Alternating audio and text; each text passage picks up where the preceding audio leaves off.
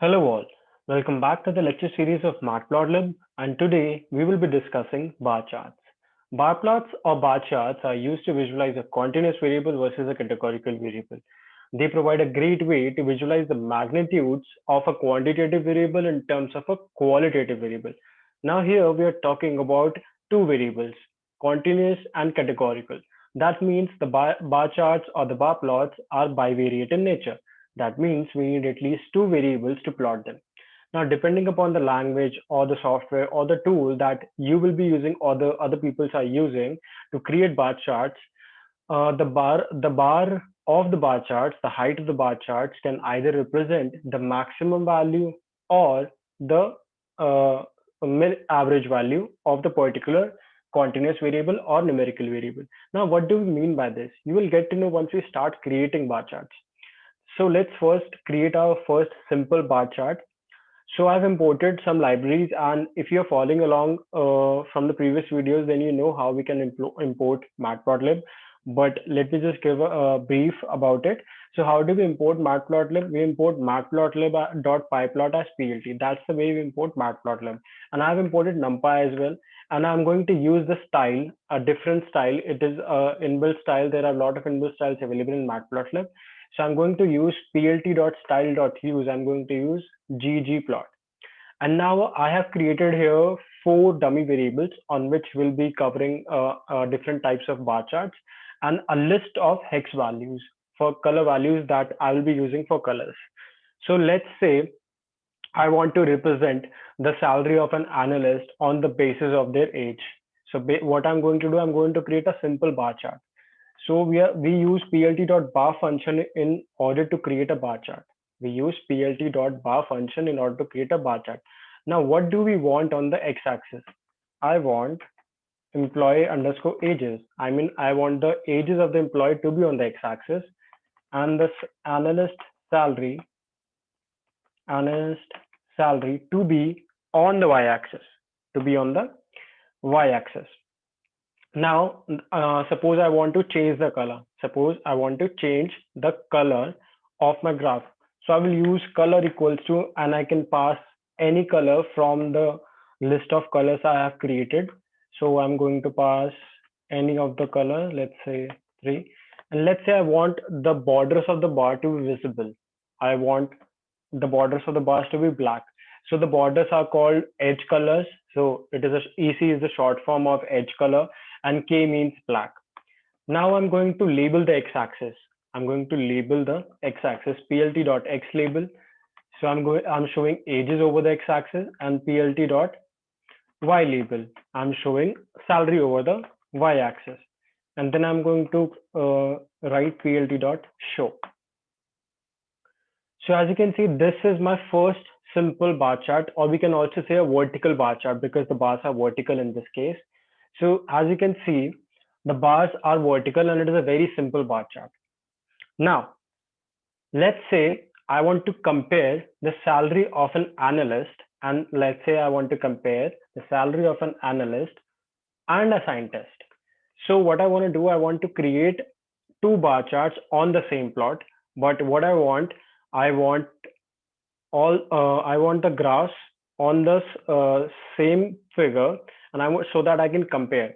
So let's say we try in creating two bar graphs from the two bar graphs on the same figure. So if you're following along from the previous videos, you must have seen that we can draw two charts on the same figure by just typing employee underscore ages. Let's say I'm going to employee underscore ages, analyst underscore salary, and plt.bar. We just have to write another plt.bar statement so that they will be on the same figure. Employee underscore ages, scientist underscore salary. And let's say we hit plt.show. We haven't customized anything. These are very simple bars, but these are going to be very simple bar plots. So as you can see, we can see only one color. This is because the bar charts are overlapping over each other. The bar charts are overlapping over each other. What you can do, you can reduce the transparency of any one of them. So let's say I reduce the transparency of salary and I keep it like 60%. So as you can see, the analyst salary is hiding behind the scientist salary. That's why I'm not able to see the analyst salary. So we cannot create bar charts, two bar charts on the same graph in this way. We have to opt a different approach. So how do we create it? First, we need to create indices, basically positions that will represent on the x-axis. Indices equals to np dot a range, and I'm going to create an array of length employee underscore ages, and then I'm going to fix the width of each bar in the bar chart. So width is equals to 0.25. You can keep it any way, you can keep any width you want, but let's keep it 0.25. That will be not much wider, not much thinner. Now I have created the indices and the width. So let's say I want to create I want to represent the ages of, I want to represent the salary of the analyst. So how do I do it in this case? Instead of passing the employee underscore ages on the x-axis, I pass indices and then analyst underscore salary. Then I pass the color I want, color equals to colors, let's say 2, and then I pass the edge color I want, and then also I pass a label like what is what this bar will represent. This bar will represent analyst, list, and then I'm going to copy this and then paste this. So what I'm going to do, I'm going to keep the bar for scientist salary on the right hand side. So I have to shift my indices. I have to shift my indices by width. So indices plus width. And then also one more parameter we need to pass is basically the width parameter, which will be equal to the width we have created. And then same over here, we have to do width is equals to width, and then we need to change the color. Let's say I choose another color, and then this represents scientist. And then let's label the x-axis. The x label basically again showing the ages, and plt dot y label is showing the salary part, and then plt dot show, plt dot show. Okay, I didn't change here. It should be scientist underscore salary. So now you can see, and also we call plt dot legend function. Yeah, now this is good to go. So now you can see we have created two bar charts. Basically, these type of bar charts are called grouped bar charts. These type of bar charts are called group bar charts. So you can see we can easily compare the salary of an analyst and salary of a scientist.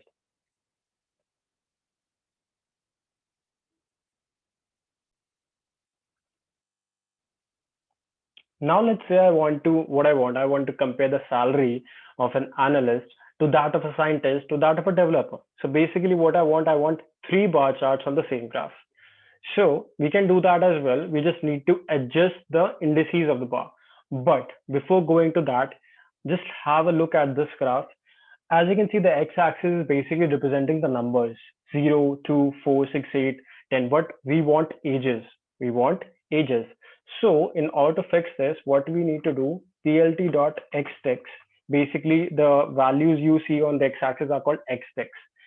So text parameter accepts the position. The position is basically the indices, and the labels parameter basically accepts the label which you want to be visible on the x-axis. So the labels will be employee underscore ages. So now you can see the ages are visible 24, 25, 27, 26, 29, 28, 31. Now the bar chart, this group bar chart is complete. Now let's move forward to the next group bar chart where I was talking about comparing the salary of analyst to that of scientist to that of developer. So as you can see, the salary of analyst is on the left hand side and salary of scientist on the right hand side. As I said that I will shift to the right because I added width into the indices. So what I'm going to do, I'm going to place the developer salary to the leftmost, and that way the analyst will be in the middle. So how do I do that? Plt dot bar indices minus width, indices minus width, developers underscore salary, then colors, sorry, color equals to colors, any color 5. Let's say EC equals to K, and then label equals to developer, and width is equals to width. So, and then I guess the code looks fine to me. Now you can see we can easily compare the salary of an analyst, salary of developer, and salary of scientist. We can increase the figure size as well. We can increase that by plt.figure. Fixed size is equals to 8,6. So as you can see, we have created 3 bars on the same figure. So this is kind of a group bar chart again. So we have covered simple bar chart and group bar chart. Now let's say there is another bar chart type I want to show, which is the horizontal bar chart. So first of all, in order to create horizontal bar chart, I need to import a data which will be suitable for the horizontal bar chart. So salary is equals to pd.read_csv.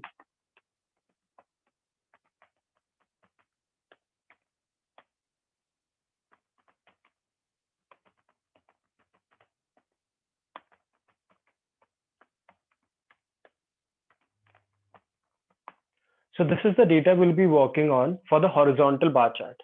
So why do we need a horizontal bar chart? Okay, so let's just create a normal bar chart with occupation on the x-axis and ages on the x-axis, ages on the y-axis. And in this bar chart, you will get to know why I said depending upon the software, the bar chart either shows the maximum or the average value. Basically, okay, so you will get to know over here in this data. So let's create a bar chart, plt.bar. What I want on the x-axis, I want occupation to be on the x-axis. Occupation to be on the x-axis, and I want salary to be on the y-axis. Let's say I just don't label anything, I just show the graph. Okay, so it's age. Yeah, so see, the x-axis is clearly so congested because the labels are too large to be clearly visible at the x-axis. Now this kind of data is suitable for horizontal bar chart when you have larger labels which cannot be clearly visible on the x-axis. And in order to convert this into a horizontal bar chart, we just need to add h after bar, so it represents bar horizontal. And then we change the color equals to colors, let's say 0. And then we label the axis always, plt.xlabel. Now if you see the axis will shift, x will become y and y will become x. So x label will be age and y label will be occupation. So now you can see the horizontal bar chart, and the labels are clearly visible. Now let's talk about why I was saying the height of the bar shows the maximum value. Let's say from this data, I slice 2 columns, age and occupation. Then I group by this data on the basis of occupation, and I calculate the maximum value. For each occupation. Okay. For each occupation. So administration is 59, backend developer is 45. Let's sort this in ascending order. Sort underscore values by age. So backend developer 45. What is the maximum age? So professor has maximum age 68. So if you see, the longest bar is 68, which is for professor, and 68 is very close to 70, is almost 68 only. So the height of the bars represent the maximum value. This is what we mean. This is what I mean earlier. The height of the bar shows the maximum value of the data. Okay. Now this is what is horizontal bar chart. Now let's move to another category of group bar charts.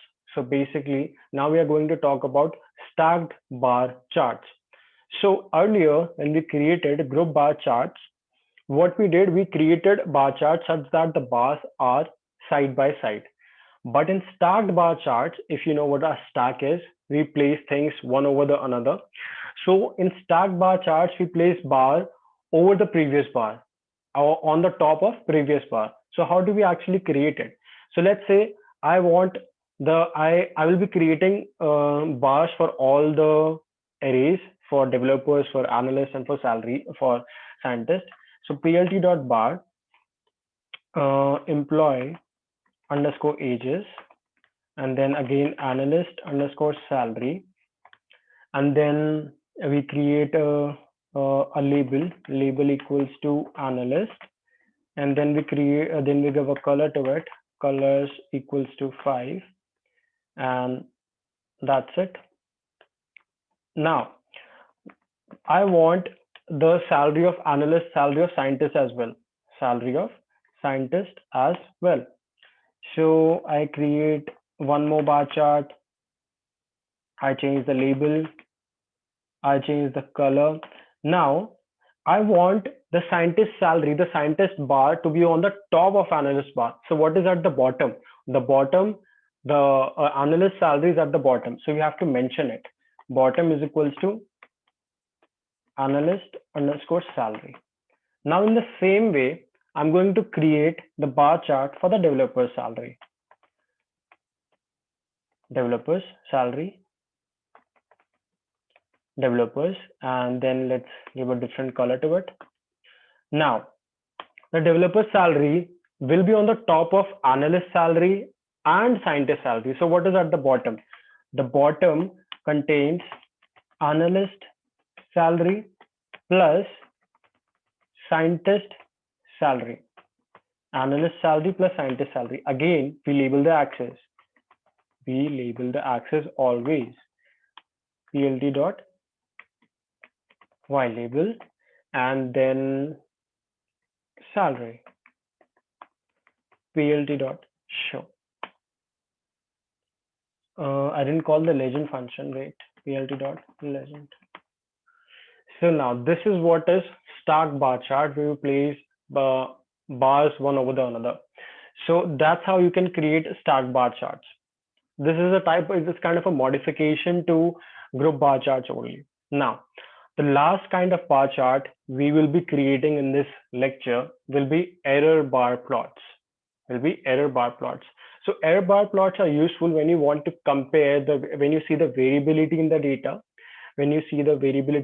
like how much the data is varying as compared to the mean value, So for that, I'm going to import one more data set, which is a very popular data set, iris data set.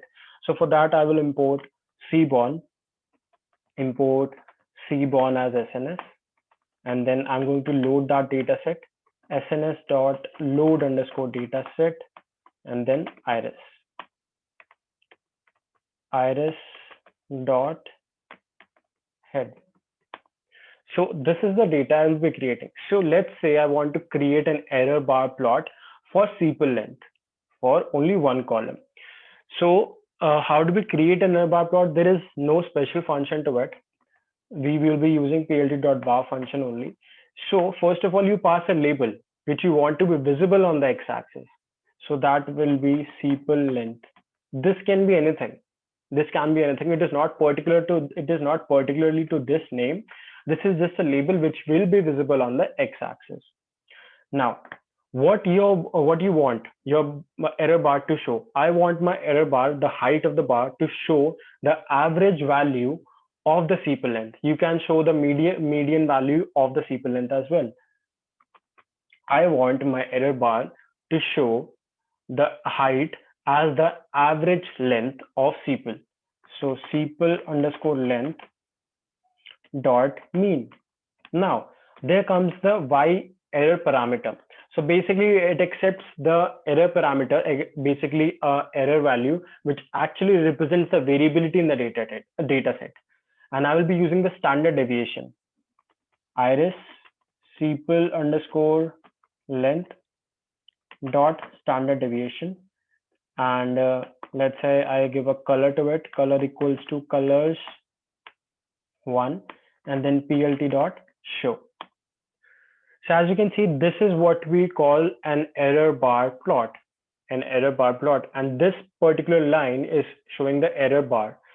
So, and this the another name for error bar plot is basically dynamite plot, because it looks like a dynamite. So what is exactly showing? It is the black bars is showing the standard deviation.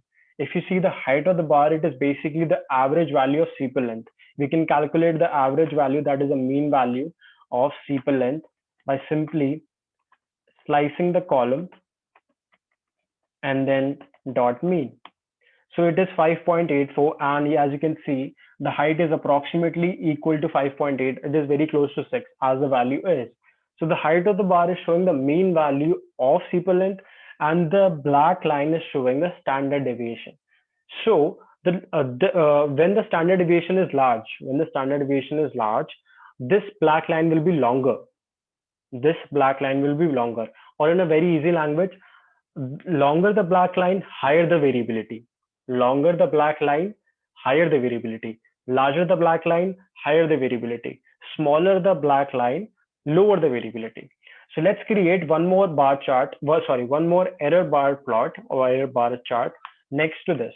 So what I'm going to create an error bar plot for sepal width, or let's say petal length.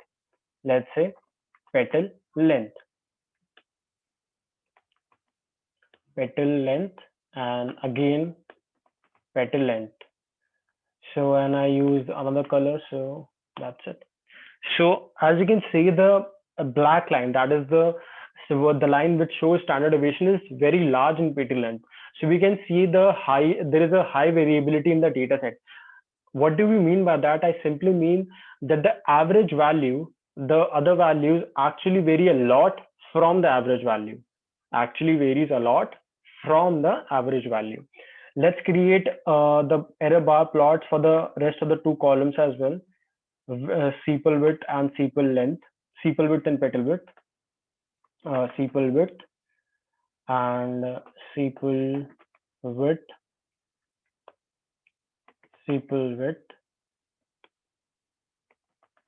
sepal petal width and petal width, and I'm going to change the color, let's say 4, and I'm going to change the color over here.